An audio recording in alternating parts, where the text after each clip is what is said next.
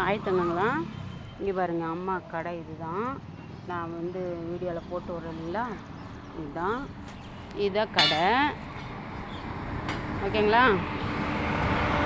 இது சேலம் ஆத்தூர் பக்கத்தில் ஒரு சின்ன கிராமம், இல்லை கொஞ்சம் பைபாஸ் தான்.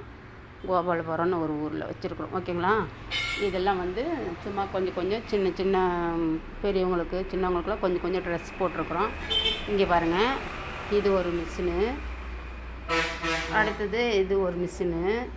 அம்மா இந்த மிஷினுங்களில் தான் உட்காந்து நான் தைச்சிட்ருக்கிறேன், குழந்தைங்களுக்கும் சொல்லி கொடுத்துட்ருக்குறேன். ஓகேவா.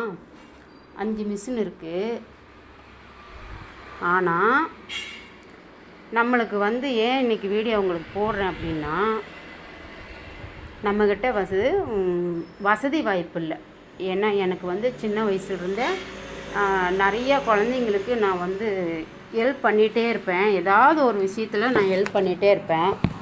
ஆனால் இப்போ பண்ணலாம் அப்படிங்கும்போது நானே ஒரு கஷ்ட சூழ்நிலைக்கு வந்துட்டேன். எல்லாம் ஹெல்ப் பண்ணி தான் நானே ஒரு கஷ்ட சூழ்நிலைக்கு வந்துட்டேன். சரிங்களா.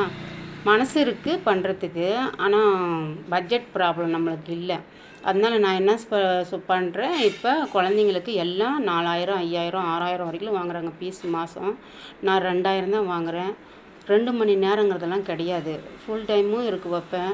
அவங்க எவ்வளோக்கு எவ்வளோ நான் சொல்லி கொடுத்து கற்றுக்க வைக்க முடியுமோ கற்றுக்க வைப்பேன். சரிங்களா. ரொம்ப இல்லைம்மா, அமௌண்ட்டே இல்லைம்மா, கொடுக்க மாட்டேங்கிறாங்க, எங்கள் வீட்டில் அனுப்ப மாட்டேங்கிறாங்கன்னா அவங்களுக்கு நான் ஒரு 15 நாள் 20 நாள் ஃப்ரீயாகவே சொல்லி கொடுப்பேன். ஏன்னா வாழ்க்கையில் எதையுமே நம்ம கொண்டு போக போகிறதில்ல. ஆனால் 4 பேர்த்துக்கு நம்ம நல்லது செய்யணும். ஆனால் செய்யணுன்னு மனசு இருக்குது. ஆனால் நம்ம சூழ்நிலை நம்மளுக்கு பட்ஜெட் ப்ராப்ளம். அதனால் எனக்கு ஒரு கனவு இது சொந்தமாக நம்ம வச்சு ஒரு குழந்தைங்களுக்கு இது வாடகை தான் மாதம் 5000.